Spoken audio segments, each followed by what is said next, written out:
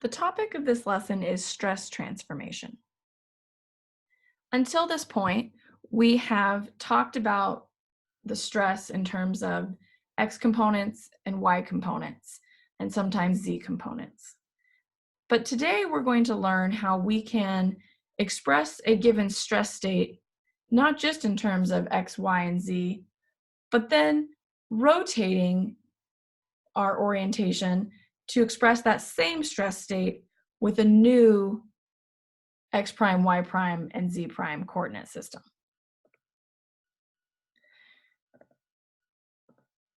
So you see, if we start with an x and y coordinate system, and we rotate to some other x prime, y prime coordinate system, we can analyze or evaluate the stresses that are acting at a particular material element. So we're not moving location, we're just looking at it from a different coordinate system orientation. So with the horizontal and vertical orientation, I might have sigma x, sigma y, and tau xy. But when I look at it from the x prime, y prime orientation, I have these other components, sigma x prime, sigma y prime, and tau x prime, y prime. Remember that they're both describing the same stress state. The material is one material point that it has some type of feeling or stress state affecting it, but we express it with different magnitudes of components and sometimes different signs, positive or negative, depending on which orientation we're looking at.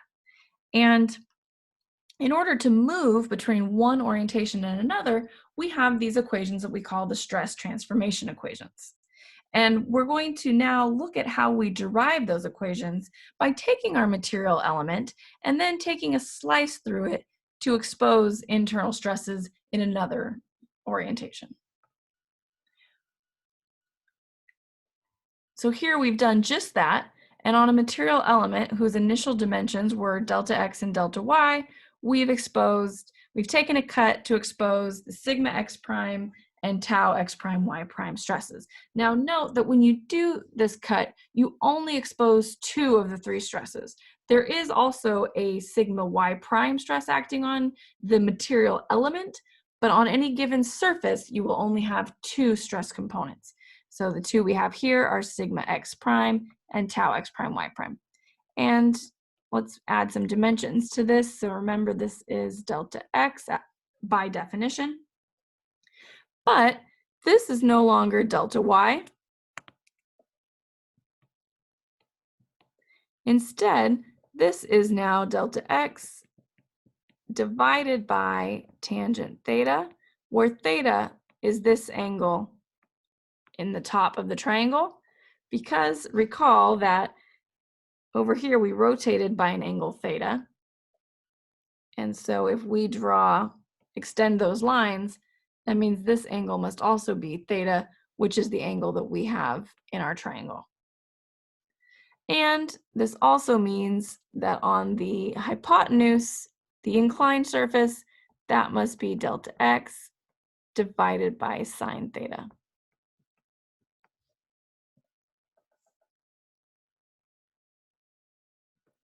Now, in order to obtain our internal stresses, sigma x prime and tau x prime y prime, we're going to take the sum of the forces in each of those two directions, starting with the sum of the forces in the x prime direction. So what you see here is we started with the sigma x prime stress, and that is acting over an area of delta x, delta z over sine theta. Now note, delta x over sine theta is the length of that hypotenuse. Delta z is some dimension into the slide to account for the fact that this is actually a surface as opposed to a line, right? Remember, this is a three-dimensional small material element that has delta x, delta y, and delta z. Next, we're going to look at the sigma x component. And if we look at that over here graphically, we can break that up into the components that are in the x prime direction and the y prime direction.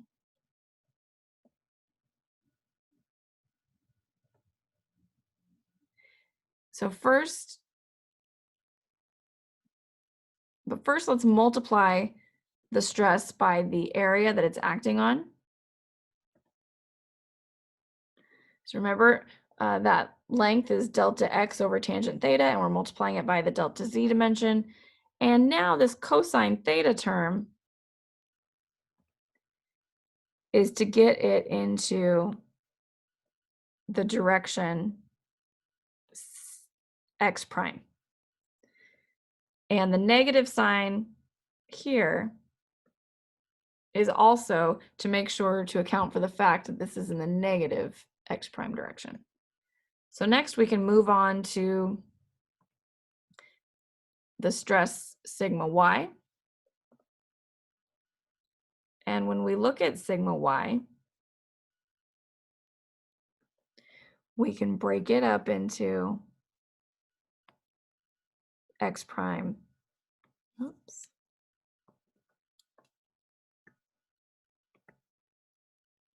and y prime components. And if we're going to account for this stress, we need to first turn it into an area. So we'll multiply it by the area, right? These are all areas, areas, areas. And then we're going to multiply it by sine theta in order to get just the component in the x prime direction. And of course, that's also the negative x prime direction because it's pointing the opposite of our x prime. Great, now the normal stresses have been accounted for, and now it's time to look at the shear stresses. So if we go back and look at those components, we can break them up into x prime and y prime. So we'll take this one here. It's going to look something like that. And this one will look something like that. And of course, once again, we're only interested at this point in the x prime components.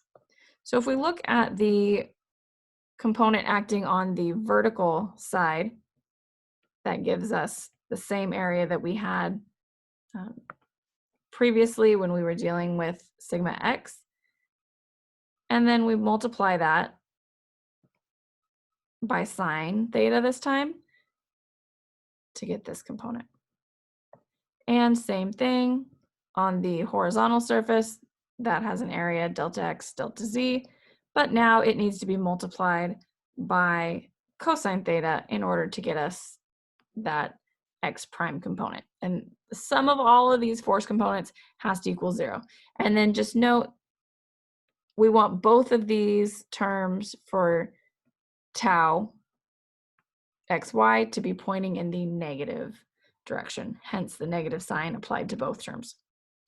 Great, so this is looking great, but let's see if we can clean this up a little bit. In particular, each term has delta x, delta z in it, so we can remove those from our equation. We're essentially dividing every term by that. And the objective here was to get an equation for sigma x prime, which means I want to get sigma x prime alone. So I'm going to multiply everything by sine theta, which means this goes away. Here we have tangent theta on the bottom, which you know that tangent theta is really just sine over cosine. So it's really just cosine squared over sine in this term. But now we're multiplying by sine, so this goes away as well, leaving behind just the cosine squared on the top. This becomes cosine squared if we multiply by sine theta. And then over here, once again, we have the tangent on the bottom. So that is sine theta on bottom, which crosses with this sine theta, and a cosine theta up top. But now it gets multiplied by the sine theta from the, because we're multiplying every term by sine theta.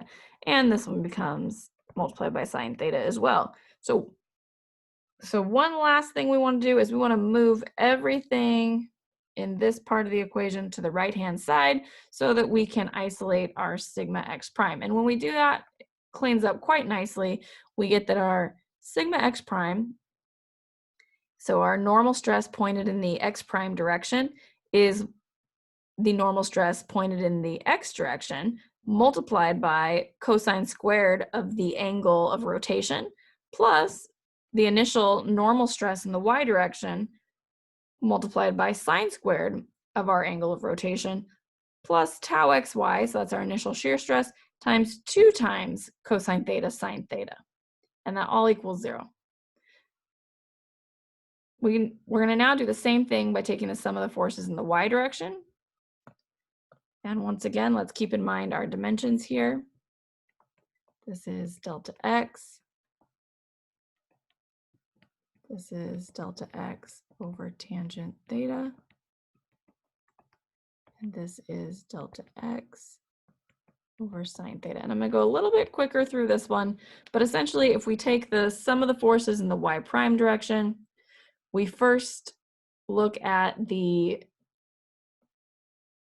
shear stress in the x prime, y prime orientation acting on the surface. Let me switch that color to be consistent. So we have our tau x prime, y prime acting on the area of the incline. And then we have the normal stress in the original x position acting on the area that is vertical, and then multiplied by sine theta to get it into the orientation that we want. And there is a positive sign on that equation reflecting the fact that it's pointing in the positive y direction. And our sigma y component is going to be in the negative y prime direction. And we get it by multiplying by its area and cosine theta to get it into that y prime direction. And then lastly, we look at our tau xy on both of the surfaces, the vertical and horizontal. Right, so here we have the area of the vertical leg of that triangle, and this is the horizontal leg. And note there's a difference this time in the signs. We have one of them giving us a negative y prime component and one giving us a positive y prime component. So if you'd like to pause the video and go back through that, please feel free. But I'm going to continue to show you how we clean this up. If we multiply everything by sine theta, it turns out that this term here, which was tangent on the bottom, becomes sine on the bottom, cosine on the top. And so that and that cancel or reduce to 1 rather. And then when you multiply by sine theta, you get cosine theta sine theta, this term here. And that same thing happens in our sigma y term. But now when we come over to our tau xy, this tangent theta gives us sine and on the bottom, cosine on the top. And now if we multiply by sine, that reduces to 1. But in this term, it squares the sine. And then because we moved all the terms over to the right-hand side, you see this changing of positive versus negative, right?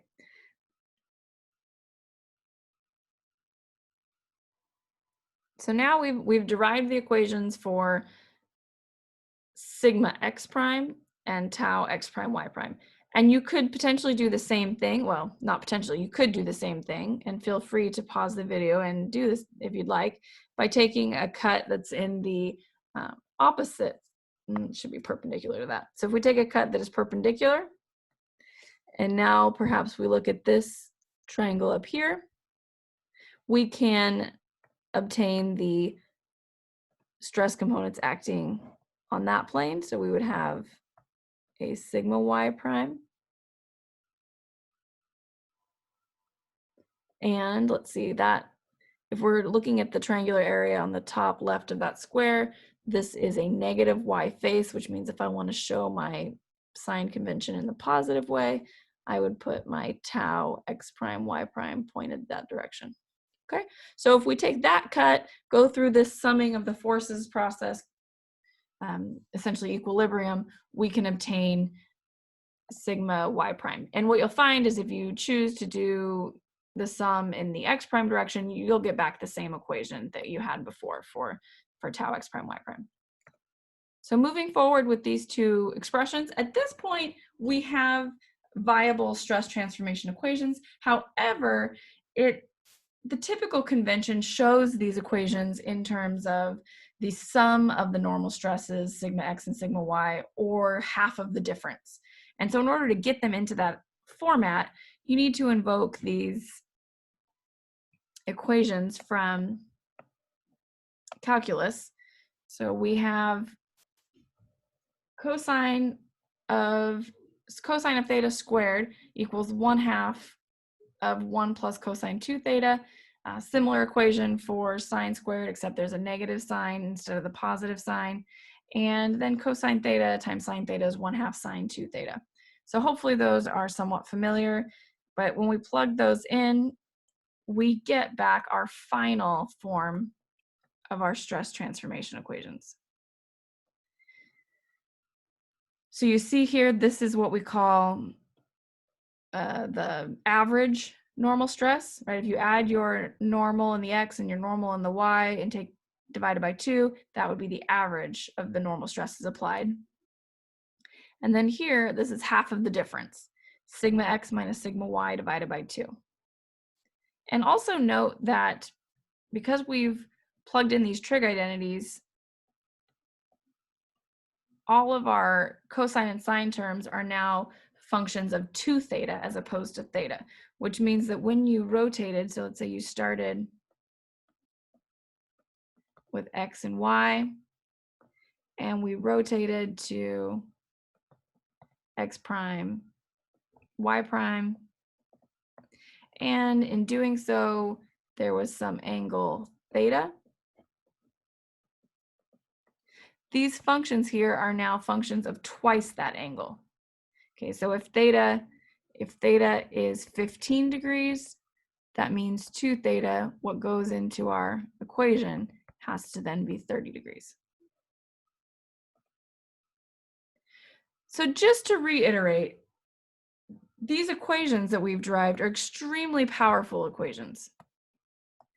If we know the stress state at a particular point with a particular orientation of x, y, and z, we can use those three quantities, sigma x, sigma y, and tau xy, to compute what the stress state would be, what the stress components would be at that material location with any other orientation of x, y, or z. And the beauty of this is that sometimes there's one configuration in which it's easier to calculate the stresses, but we're really interested in the stresses on another location. So let me just draw a member here. So for example, let's say that we have stresses acting longitudinally, and let's say that this member has a seam in it, and we're interested in the stresses on that seam. Well, wouldn't you agree that it's easier to calculate the stresses on a plane that's perpendicular to the loading, because as long as we know the cross section, we can simply calculate force over the cross-sectional area. So that would be our normal. We'd have one normal stress, that would be the force over the area of the cross section, and the other stresses would be 0. We could then plug that value in for sigma x, keeping all of these other terms as 0, and we could compute what the stresses would be for a material element that is aligned with this surface. We would just want to be very careful about how we computed our angle. So if we're going to say this is our sigma x, then this has to be, let's say that's our positive x direction, which makes that our positive y. My recommendation is always show the x prime perpendicular to the surface you're interested in. So the x prime would be this direction, y prime would be that direction. And if we just put our little coordinate system, initial coordinate system here, that means that the angle that we rotated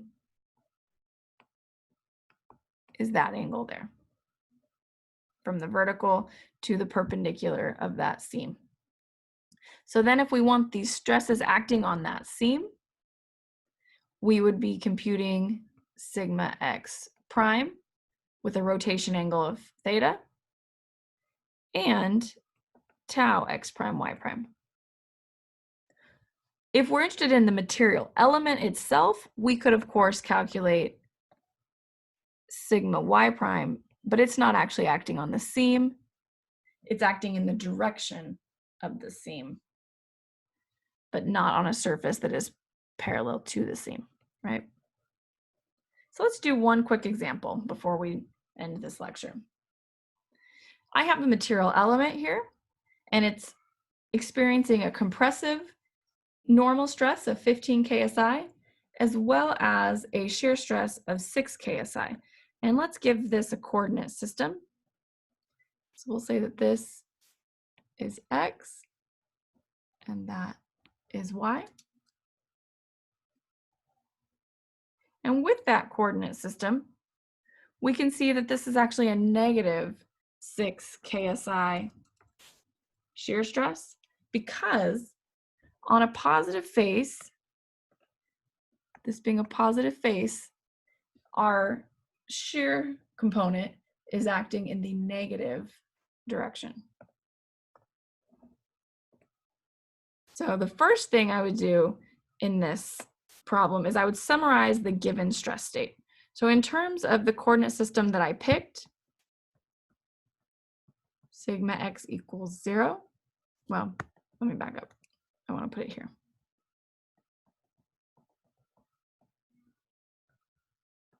Sigma y equals negative 15 ksi, negative because it's compressive. And tau xy equals negative 6 ksi, negative because, as I explained, that arrow is pointing on a positive face, but in a negative direction. And what we want to calculate are the stress components that are acting on this inclined surface here. So let's first pick our rotated coordinate system before going any farther. And like I said, I recommend picking your x prime direction to be perpendicular to the surface, which makes this my y prime direction. So up here I have x prime and y prime. So now we need to quantify how much rotation that is. How much are we rotating that x coordinate? We know, let's see, if this is the horizontal,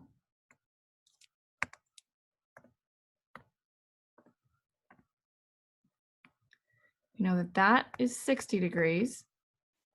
And then we know that we defined x prime as being perpendicular to the cut, so that must be 90 plus 60, which is going to be 150 degrees.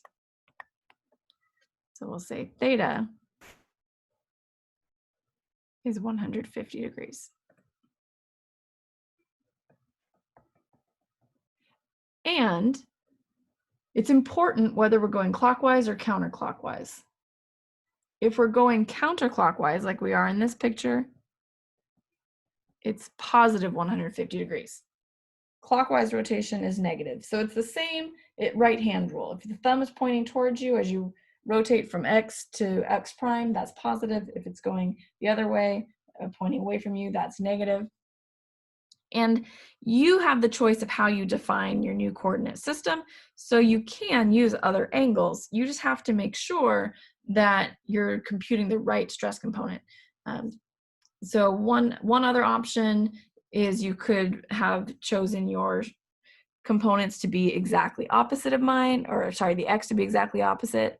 So that would be x prime and y prime. You could do that.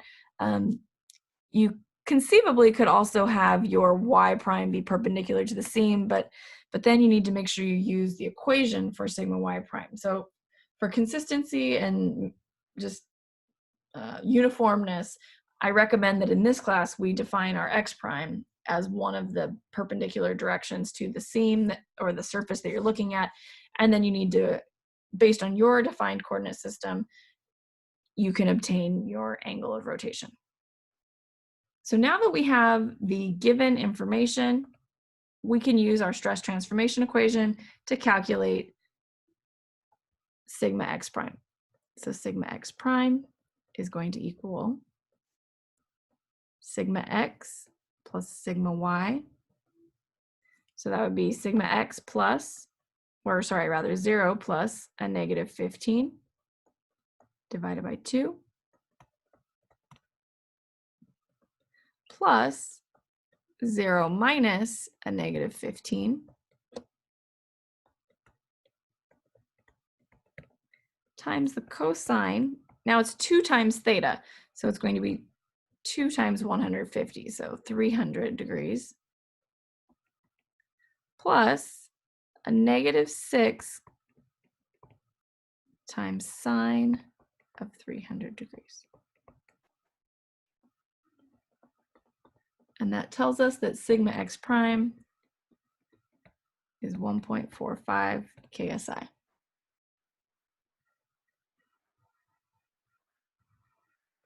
If we want to get tau x prime y prime,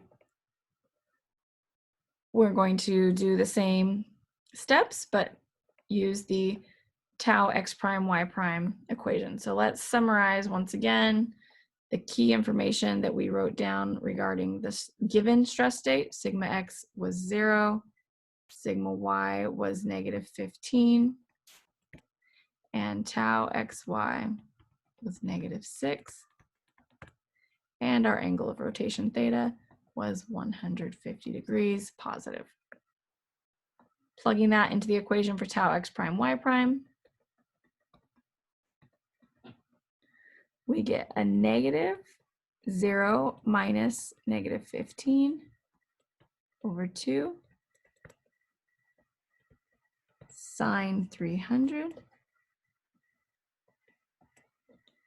plus a negative 6 times 300. And that leads us to tau x prime y prime equals 3.5 KSI.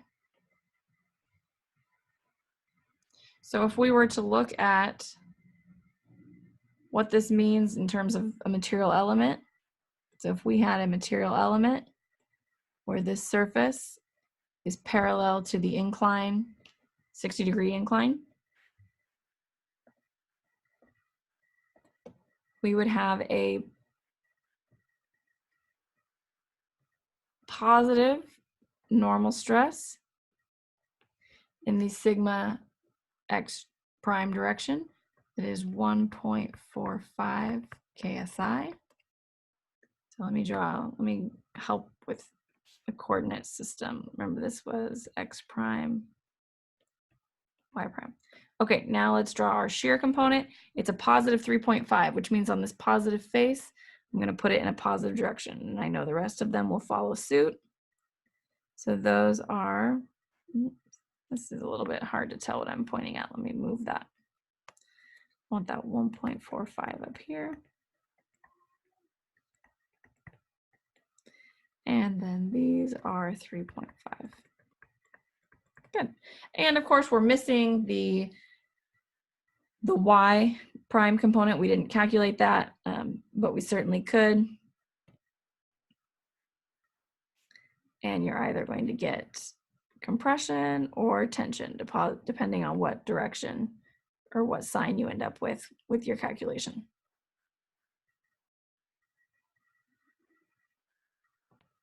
And the last thing I want to reiterate is that in this presentation, I went through the derivation of these stress transformation equations using equilibrium on a material element. But you do not need to go through that process as an engineer. You don't need to take the material and take the section cut and then calculate all the forces and come to these internal forces through equilibrium. That's what we've done historically because we haven't had this tool. And by historically, I mean up until now in this class.